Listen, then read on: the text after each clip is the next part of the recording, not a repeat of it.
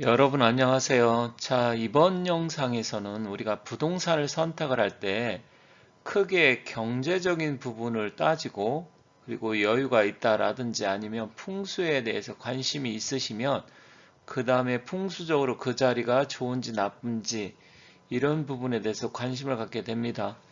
그런데 저는 뭐 사주 명리 풍수를 전문적으로 하다 보니까 풍수 상담을 할 때도 일단 부동산의 경제성도 중요한 요소이긴 하지만 풍수적으로 좋은 자리인지 또 이 자리를 부동산을 구입을 한다라든지 선택을 했을 때 가족들이 모두 일이 잘 풀리고 건강하고 개운 발복할 수 있는 자리인지 그런 부분을 우선적으로 봅니다. 하지만 지금 부동산 시장이 2025년 들어와서 정말 심각할 정도로 안 좋아요. 물론 이러한 증상이 올해 25년 들어와서만 이렇게 된 것은 아니고 제가 여러 영상을 통해서 말씀드렸지만 제가 3, 4년 전 부동산이 막 꼭지에 있을 때부터 풍수 구은 시대는 불의 시대이고 부동산의 기운은 꺾이기 때문에 부동산은 앞으로 구입하지 않는 게 좋다. 이런 말씀을 드렸는데 오늘 제가 말씀드리고 싶은 것은 뭐 경제적인 부분은 다음 기회에 또 추가적으로 말씀드리고요. 일단 부동산, 집 이런 걸 선택을 한다든지 상가 아니면 우리가 뭐 영업행위를 하는 장소 이런 것을 우리가 볼 때 어떤 자리가 안 좋고 또 가급적이면 출입문은 어디로 내야 좀 일이 잘 풀리고 돈이 들어오는지 이런 부분을 같이 한번 살펴보도록 하겠습니다. 지금 25년 여러 가지로 정치적으로 경제적으로 또 부동산 경기도 그렇고 상당히 심각할 정도로 어렵기는 합니다만 그래도 뭐 좋은 자리는 있는 것이고요. 또 나름대로 여러분들이 좋은 자리, 좋은 곳을 선택을 한다고 하면 그만큼 운의 흐름이 또 잘 풀릴 수 있는 이런 요소는 있기 때문에 그런 부분을 참고해서 한번 봐주시면 좋겠습니다. 일반적으로 부동산 하면 부동산의 가치, 경제성을 우선순위로 둡니다. 대부분 사람 다 그렇죠. 그리고 약 한 10%에서 많으면 20% 정도는 그래도 부동산의 경제적인 가치도 중요하지만 또 풍수적으로 좋은 자리인지 아닌지 이런 것을 보시고요. 여유가 있고 부자일수록 또 풍수적인 기운을 많이 따지게 됩니다. 하지만 뭐 일반적인 사람들은 여유가 없기 때문에 뭐 풍수까지 볼 필요 있어. 부동산이 언제 올라갈지, 우리 집이 얼마에 팔릴지 이런 쪽이 중요하지 이렇게 생각하실 수는 있습니다. 그런데 지금 벌써 올해도 4월 달이잖아요. 근데 지금 부동산 시장 상황이 굉장히 좋지가 않아요.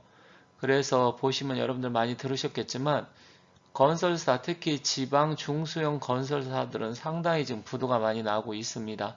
그런데 우리가 집을 선택을 할 때, 예를 들어서 미분양이라든지 아니면 어떤 자리 위치를 잘못 선택을 하면 힘들게 대출을 받아서 아니면 있는 듯 없는 듯 다 모아서 집을 샀다라든지 상가를 구매했는데 그 전체적인 풍수의 기운이 안 좋은 자리 들어간다라든지 개운 발복이 안 되는 자리 들어가면 역시 폭망하게 됩니다.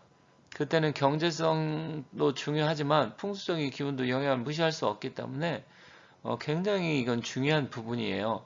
그래서 혹시 여러분들이 상가라든지 아파트 아니면 오피스텔 또 땅 토지 구입 이런 거 할 때 구입을 하실 때 지금은 구입할 여력도 없고도 힘들겠지만 굉장히 하나하나 따져봐야 되는데 그 자리가 앞으로 개운 발복할 수 있는 자리인지 아니면 개운 발복 안 된다 하더라도 건강을 잘 지킬 수 있는 자리인지 그 정도는 좀 보고 선택하시는 게 굉장히 중요하다 이렇게 말씀드리겠습니다. 여기 단독주택 또 전원주택 이렇게 지금 조감도 또 실제 실사 사진도 있는데 상당히 뭐 이렇게 그림만 보면 사진만 보면 굉장히 좋아 보입니다.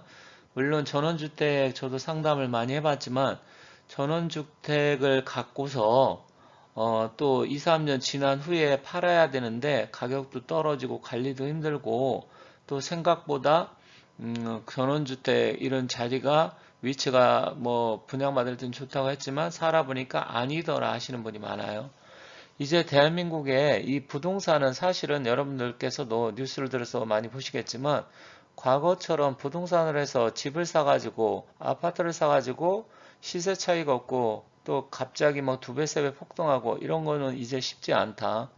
그렇지만 뭐 나이가 들수록 60대, 70대 노후를 생각하면서 편안한 자리에 살고 싶다는 그런 소망은 누구나 다 있을 거예요. 하지만 사실 전원주택이나 단독주택 과거부터 살았던 분들은 모르겠지만 아파트 생활의 편리성에 젖어 있는 분들은 전원주택이라든지 단독주택이 관리도 힘들고요. 상당히 힘듭니다. 그렇기 때문에 신중에 신중을 해서 선택을 하셔야 되고요.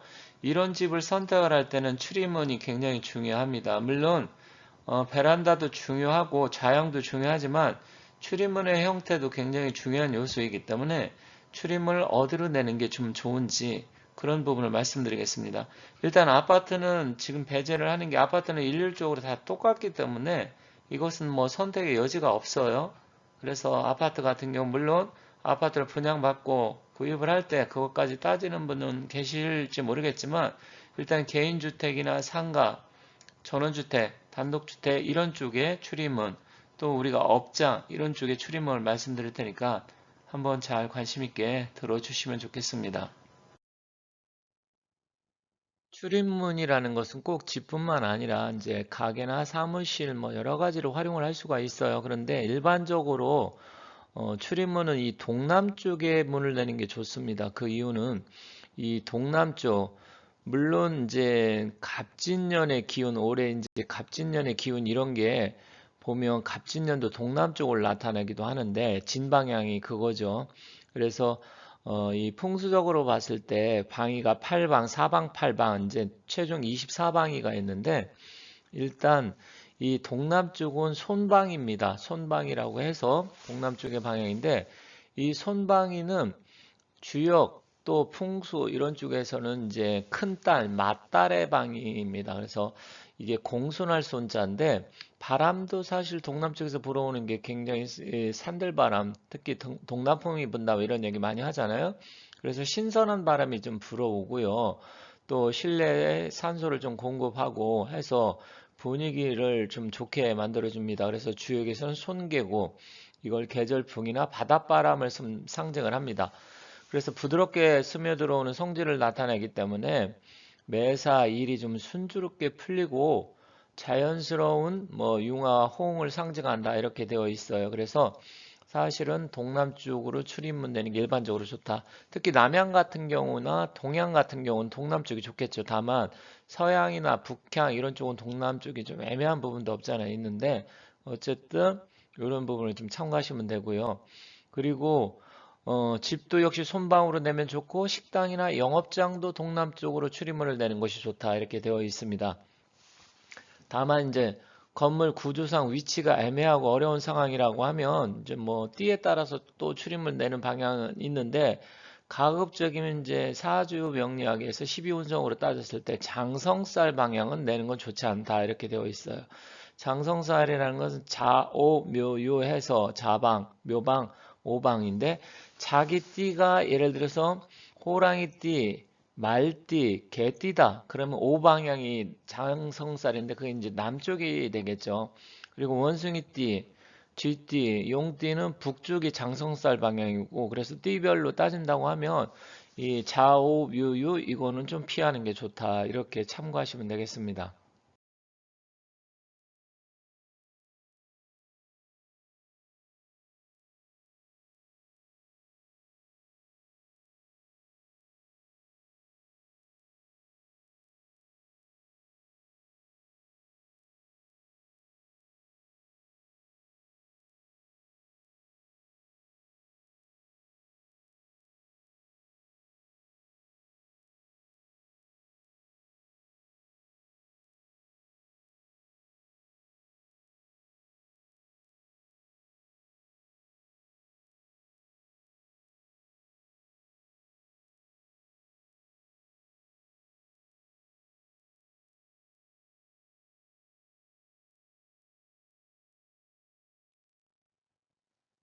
팔방의 표를 보면 이제 동서남북이 있고요. 그 사이사이에 북동쪽, 남동쪽, 남서쪽, 북서쪽 있잖아요.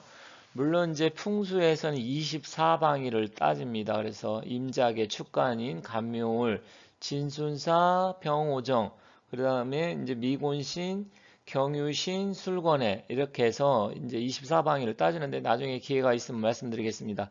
오른쪽 산맥표를 보면 우리나라 백두산을 중심으로 해서 백두대간을 따라서 보면 동고 서저형을 나타내고 있어요. 그래서 사실 풍수에서 물길을 잡을 때 어떤 위치 잡을 때 우리나라는 동쪽에서 서쪽으로 흘러가는 물길을 잡는 게 유리하다. 물론 뭐 이제 지역별로 조금씩 차이는 있어요. 그래서 이런 부분 팔방위도 일단은 알고 계셔야 되는데 북쪽은 자방, 남쪽은 오방, 동쪽은 묘방, 서쪽은 유방, 북동쪽은 축방, 남동쪽은 진방, 남서쪽은 미방, 북서쪽은 술방. 이것도 참고 삼아서 좀 잘 기억해 두시면 좋겠습니다. 그러면 풍수적으로 좀 피해야 할 자리나 위치, 아파트, 부동산은 또 어떤 것이 있을지 이것도 같이 한번 살펴보도록 하겠습니다. 물론 뒤에서 사진을 보면서 하나하나 제가 좀 더 구체적으로 이렇게 말씀을 드리기로 하고요. 일단은 도심지 중에서도 저지대, 그러니까 상습 침수 지역이 있어요. 서울 같은 경우도 강남역 사거리 일대라든지 아니면 대치동, 뭐 그 일대에도 과거에 비가 왔을 때 엄청나게 침수가 되었잖아요. 그런 데 같은 게 한번 침수가 되면 특히 상가 같은 데는 물건이라든지 진열에는 뭐 이런 게 완전히 쑥대밭이 되어 버립니다. 그래서 그런 부분이 좀 피해야 될 자리고요. 해안가 범람 지역, 또 여기도 침수가 상당히 심합니다. 그리고 계곡이나 골짜기, 급류가 평상시 많이 있었던 그 위치, 지역 근방, 이것도 피해야 됩니다. 또 산비탈, 전원주택, 올해도 사실 여러분들 요 올해 불이 나가지고 경상도, 의성, 뭐 아니면 산천, 전라도 올해 25년 엄청나게 불이 많이 났잖아요. 근데 이 산비탈도 이게 화재 위험성도 좀 있고요. 이번에도 수많은 인명피해가 있으면서 산비탈 이쪽에 계셨던 분들이 엄청난 피해를 입었어요. 이거는 산사태, 눈사태 위험성 또한 있습니다. 그래서 이건 좋지가 않습니다. 그리고 산속 나홀로 펜션이나 나홀로 전원주택지 이런 것도 굉장히 좋지가 않아요. 그리고 하천에 뚝이 있는데 하천 강가가 있는데 이렇게 보면 뚝을 올리고 그 밑에 저지대의 농가주택들이 제가 풍수를 보다 보면 상담하다 보면 그런 게 생각보다 많아요. 여기도 뚝이 터진다라든지 했을 때는 완전히 쑥대밭이 됩니다. 그래서 그런 데는 가급적이면 피해야 된다 이렇게 보시면 될 것 같습니다. 그러면 좀 더 구체적으로 사진을 보면서 하나하나 살펴보도록 할게요. 풍수에서 물은 굉장히 중요합니다. 풍수 자체가 장풍 득수의 줄임말인데 바람은 좀 포근하게 감싸 안게 감추고 물은 얻어야 된다. 그런데 이 저지대, 상습, 침수 구역이 있어요. 여기 같은 경우는 지금 여기 사진만 본다 하더라도 완전히 쑥대밭이 되고 차 떠내려오고 이렇게 되잖아요.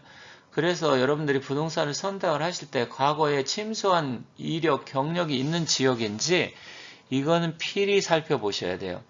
침수 지역 자체가 물이라는 것은 어느 정도 풍수에서 중요한 요소가 되긴 하지만 이렇게 너무 저지대, 습지대여서 상습적으로 침수가 되면 재산 피해, 인명 피해가 엄청나기 때문에 그리고 기운이 습해지기 때문에 건강적으로도 또한 좋지가 않습니다. 그래서 역세권이 좋다, 아니면 어디 아파트가 비싸다, 어디 상가가 비싸다, 이것도 굉장히 중요한 요소이긴 하지만 일단은 그 지역 자리 자체가 과거에 상습적으로 침수가 됐는지, 물론 배수관 시설이 잘 되어 있어가지고 침수가 안 된다 하더라도 막힐 수도 있는 거고요. 이런 요소를 하나하나 구체적으로 잘 살펴보셔야 됩니다. 역시 해안가도 굉장히 위험합니다. 과거에 부산의 해운대 제가 또 몇 번 거기 LCT, 마린시티 풍수 상담도 했는데 무섭다고 하더라고요. 태풍이 몰아닥치면 막 60층 이런 데는 막 약간 흔들리기도 하지만 그 유리창에 막 비바람이 몰아치는 게 막 부딪히고 그러다 보니까 상당히 심리적으로도 불안하고 건강도 해칠 수 있고요. 제가 풍수에서 안 좋은 자리, 우리가 풍수는 피, 흉, 취, 길이라고 해서 흉한 지역을 먼저 피하는 게 우선이에요. 좋은 자리 찾는 것도 중요하지만, 근데 여기 그림들만 봐도 해안가, 또 아니면 강가, 하천, 범람 지역, 이런 데 같은 경우는 굉장히 한번 이런 일을 겪고 나면 사람이 정말 정신적, 정서적으로도 굉장히 힘들어지고 건강도 나빠지면서 우울증, 뭐 여러 가지 복합적으로 심리적으로 모든 사안이 굉장히 데미지를 주기 때문에 일단 이렇게 저지대, 습지, 해안가, 범람 지역, 침수, 뭐 이런데 강가 이런 거는 상당히 여러분들께서 아무리 좋아 보여도 조심해야 된다. 이렇게 말씀드리겠습니다. 또한 여름에 피서철 이런 때 뭐 굉장히 사람들이 많이 모이는 계곡, 저도 과거에 이런 데 계곡 근처 가보면 지금은 많이 좀 없지만 식당이라든지 음식점이 있고요. 또 그 위에 계곡 근처에 집들이 있는 집이 있습니다. 전원주택도 마찬가지고 계곡 산장 이런 게 굉장히 좋지가 않아요. 그렇기 때문에 이런 쪽에 여러분들이 뭐 사시는 분은 많지 않겠지만 어쨌든 이런 거 하나하나 주의를 해서 이런 자리 피해야 된다. 잘못해가지고 비가 많이 오고 급류에 휘말리게 되면 순식간에 빠져나오지도 못할 정도로 해서 물이 차고 결국 음기가 굉장히 강해지는 지역이어서 이런 쪽에 오래 살게 되면 급류가 뭐 휩쓸려가지고 급류에 휘말리지 않고 휩쓸리지 않는다 하더라도 몸이 굉장히 병이 날 수가 있고요. 습병이 생길 수도 있고 혈액순환기 계통에 상당한 문제가 생길 수가 있습니다. 요즘 심각해지는 게 양평이나 가평, 물론 또 그 위의 지역도 바닷가 같은데, 그런데 보면 전원주택 단지가 망한 곳이 엄청나게 많아요. 저는 애초에 풍수적으로 전원주택을 상담할 때 추천드리지 않는데, 일단은 뭐 과거 5년 전, 10년 전 세컨하우스 개념을 해서 굉장히 바람이 불었잖아요. 그리고 또 펜션. 그런데 나홀로 펜션, 나홀로 전원주택, 또 산비탈 전원주택 단지 이런 데가 있습니다. 이런 데 같은 경우는 사실 뭐 풍수적으로 좋지가 않아요. 물론 풍수 외에 경제성을 따지면 서울 인근 예를 들어 갖고 판교 근처라든지 아니면 하남, 가평, 양평 또 이런 쪽, 뭐 김포, 파주 이런 쪽에 전원주택 단지가 많은데 실제로 여기 그림만 본다 하더라도 여러분들 뭐 전원 풍경 이런 거 보면서 힐링 차원에서 2, 3일 아니면 가끔씩 가가지고 뭐 여기서 고기도 구워 먹고 가족들, 친구들, 아는 사람들의 유대 관계를 갖는다. 이런 차원, 힐링 차원에서는 뭐 좋을 수 있습니다. 하지만 경사가 졌다고 하는 것은 기운 자체가 그 용맥의 흐름을 놓고 봤을 때 기가 멈추지 않고 흘러가기 때문에 안 좋아요. 경사가 졌다는 건 풍수에 7대 불가장이 있는데 과산 불가장이라고 해서 지나가는 자리, 그런 자리에는 혈이 뭉치지 않고 맺히지 않는다 했어요. 혈이라는 것은 개수즉지라 그래서 물을 만나야 혈이 멈추는데 이런 자리는 좋은 명당 터 기운이 없습니다. 그리고 나홀로 된 것은 뭐 도심지 뒤에서도 말씀드리겠지만 뭐 이런 데도 안 좋고요. 어쨌든 나홀로 외롭잖아요. 사람도 혼자 있다고 하면 얼마나 외로울까요? 물론 풍수가 포근하게 감싸지는 명당 혈천은 있을 수 있습니다만 그거는 간혹가다 정말 가끔씩 좋은 자리를 이야기하는 거고요. 일단은 좋지가 않다. 그렇게 보시면 될 것 같습니다. 도심지, 나홀로 상가 아파트, 또 주상복합단지 이것도 굉장히 좋지 않습니다. 나홀로 아파트 잘 투자하신 분은 뭐 가끔씩 뭐 경매하시는 분들이라든지 유튜브 보면 이런 얘기 저런 얘기 긍정적으로 많이 이야기하시던데 사실은 뭐 경제적으로 경매를 받았을 때 이익은 취할 수는 있겠지만 사실은 뭐 그렇게 풍수적으로 좋은 게 아니에요. 그리고 건물 가운데가 뻥 뚫린 데도 좋지가 않고요. 여러 가지가 있습니다. 하나하나 다 사례를 들어서 이야기하기에는 시간이 너무나 많이 흘러가고 또 오래 걸리기 때문에 앞으로 차차 하나 둘씩 어떤 자리가 안 좋은지 또 어떤 자리가 좋은지 그러면 사람들이 생각할 때 아무 데나 살면 되고 좋은 집 살면 되고 역세권 가까운 데 살면 되지 뭐가 그렇게 복잡해 이렇게 생각할 수는 있어요. 뭐 그거는 그분 말씀이 뭐 틀리다 이런 이야기 하고 싶진 않아요. 모르기 때문에 당연히 그렇게 할 수 있다 이렇게 생각하고요. 하지만 정말로 내가 건강하고 개운발목하고 좋은 자리 가고 싶고 부자 되고 싶고 빨리 발복하고 싶다? 그러면 좋은 자리를 선택을 해야 됩니다.